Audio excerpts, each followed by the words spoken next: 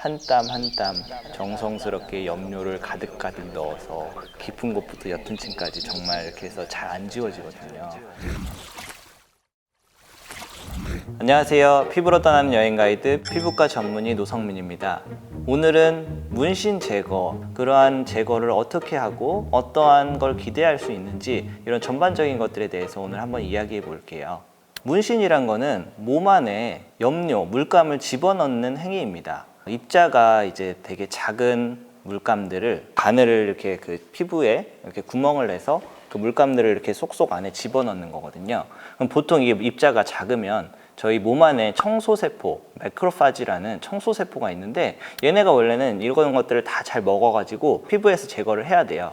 근데 이제 입자가 크다 보면 이 물감들이 몸 안에 피부에 남게 되고 남게 되는 그러한 것들을 이용해서 문신을 하게 되고 이 문신이 이제 자기 원하는 뭐 나비 모양이라든가 용 모양이라든가 글씨라든가 해서 이렇게 하는 과정을 문신이라고 합니다. 이제 문신은 이제 부작용이 몇 가지 있을 수 있어요. 몸 안에 이물질을 집어넣는 거라서 우선 알레르기 반응이 일어날 수 있거든요. 가렵고 빨갛게 일어나고 무슨 뭐 이렇게 발진이 일어나는 거거든요. 이제 그보다 좀 더 심각한 부작용은 감염이에요. 이제 바늘을 통해서 피부에 상처를 내는 과정이잖아요. 그 바늘이 깨끗하지 않으면 그 상처를 통해서 균 감염이라던가 혹은 바이러스 감염이 생길 수 있어요. 해외에 뭐 동남아라던가 이런 쪽에서는 정말 위생 상태가 안 좋은 곳에서 하게 되면 뭐 정말로 C형 감염이라던가 에이즈라던가 뭐 이런 바이러스 감염을 옮을 수도 있습니다. 그래서 정말 어떤 곳에서 하는지가 굉장히 중요한 것 같아요. 저희가 이제 문신 치료는 엔디아그라는 레이저를 통해서 제거를 많이 하게 됩니다. 뭐 엔디아그도 있고 몇 가지 이제 레이저가 있는데 그러한 레이저의 원리는 그 피부가 있고 안에 염료가 있으면 이 염료를 선택적으로 피부는 괜찮게 이렇게 투과시키고 안에 염료만 이렇게 탁탁 깨트리면 염료가 이제 잘게 쪼개지잖아요. 그러면 아까 말씀드렸던 그 청소세포 얘네들이 와가지고 얘네를 싹 먹어가지고 혈관을 통해서 피부로부터 제거를 하는 이러한 원리를 이용해서 문신을 제거하는 건데요. 이게 한 번에는 치료가 어렵고 문신에 따라서 5회 내지 10회 어떤 문신은 더 해야 되는 경우도 있고 이렇게 여러 번 해가지고 치료를 하면 어떤 사람은 뭐 100% 없어지는 경우도 있고 어떤 사람은 좀 남는 경우도 있고 이렇게 됩니다. 요새는 피코 레이저라는 거가 정말 문신에 특화된 레이저인데요. 피코 레이저는 기존에 있던 레이저에 비해서 문신 염료에 정말 셀렉티브하게 딱 타겟을 할 수 있고 피부엔 거의 영향을 덜 주기 때문에 부작용, 흉터 이런 게 덜하고 문신도 더 잘 제거되고 그래서 요새는 이러한 레이저를 통해서 문신을 많이 잘 제거할 수는 있습니다. 이거 사실은 피부 트래블러면 다 해봐야 되는 거니까 제거를 하는 걸 보여드려야 되는데 제가 문신이 없어요. 저는 이 말은 좀 조심해야겠다. 모범적으로 살아도 문신을 할 수 있죠. 네. 차마 문신을 한 다음에 보여드릴 수는 없잖아요. 그래서 그냥 제가 시술을 하는 영상을 만든 영상이 있으니까 그걸 보여드릴게요. 원장님이 홍보 영상에 출연을 하시게 된 거예요? 뭐 저는 잘 모르지만 제가 실력이 좋아서 저보고 홍보해달라고 한 게 아닐까. 어깨가 올라가시죠? 그런가요? 구독자 좀 늘었다고. 요새 뭐 자신감이. 피부 트래블러.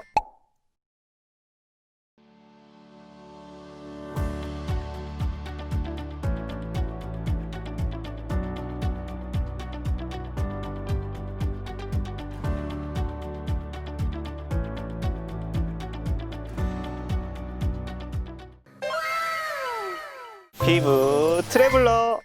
아프냐 안 아프냐? 뭐 아프죠. 사실 이게 피부가 어느 정도 염료가 파괴되면서 그 주변 조직도 파괴되는 거라서 통증이 없을 수는 없습니다. 따끔따끔한 통증, 누가 막 이렇게 찍찍찍찍 찌르는 듯한 통증이 있는데요. 보통 마취크림 뭐 30분에서 1시간 정도 바르고 하면 그것 때문에 못할 정도의 통증은 아닙니다. 그리고 또 이제 하고 나서 부작용, 흉터가 남는지 이런 것들이 궁금해 하시는데 사실은 문신을 하면서 바늘을 찌르고 염료가 이렇게 짙게 있기 때문에 그 흉터가 안 보이는데 이 염료가 물감이 다 사라지다 보면 나중에 그 흉터가 보이는 경우도 있거든요. 그래서 그런 것 때문에 처음 문신할 때 생긴 흉터가 있을 수 있고 또한 레이저로 제거하는 과정에서도 이게 그걸 파괴하는 과정이라서 그 과정을 통해서 흉터가 생길 수는 있습니다. 근데 이제 아까 말씀드렸듯이 피코세컨드라는 레이저가 생겨서 그러한 흉터의 부작용을 최소화시켰어요.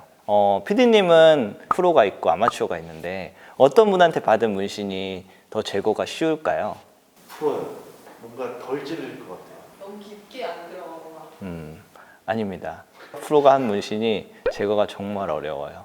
왜냐하면 그분들은 한 땀 한 땀 정성스럽게 염료를 가득가득 넣어서 깊은 곳부터 옅은 층까지 정말 이렇게 해서 잘 안 지워지거든요. 근데 대충 아마추어가 잘 처음 한다거나 이런 분들이 하신 문신은 시간 지나면 그냥 옅어지고요. 그런 것들은 제거가 좀 쉬워요. 또 컬러풀한 문신들이 좀 제거가 어려워요. 막 용이 살아 움직이는 듯한 그런 문신들 있잖아요. 그런 문신은 100% 제거하기가 조금 어려운 편입니다. 실제로 그런 분들이 원장님 병원에 오신 적 있나요? 네, 한 명 있었는데 네, 무섭잖아요, 좀. 아니 전혀 뭐 저한테 그러거나 위협이나 이런 건 아닌데도 제가 좀 잘 쫄아가지고 비싸죠. 비싼 것 같아요. 그러니까 문신 하는 거에 비하면 정말 비싼 것 같아. 인터넷 좀 찾아보니까 용문신, 근데 파란 쪽 하는데 뭐 200~300만 원? 그거를 제거한다고 하면 아마 적어도 10회 정도 하는데 2배, 3배 이상 들지 않을까 싶네요. 이제 정말로 100% 제거가 될 수도 있지만 안 될 확률도 매우 높거든요. 그래서 문신은 심사숙고해서 하세요. 옷을 입는데 그 옷을 평생 못 벗는다고 생각하면 정말 잘 생각하고 하셔야 되는 것 같습니다. 만약에 나중에 원장님 잘 커서 문신하고 싶다고 하면 다리몽댕이를 그냥 확. 오늘 문신 제거 시술에 대해서 말씀드렸습니다.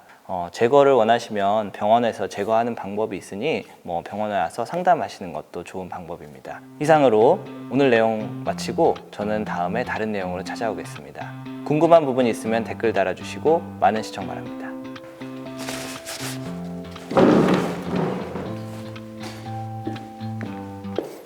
끝.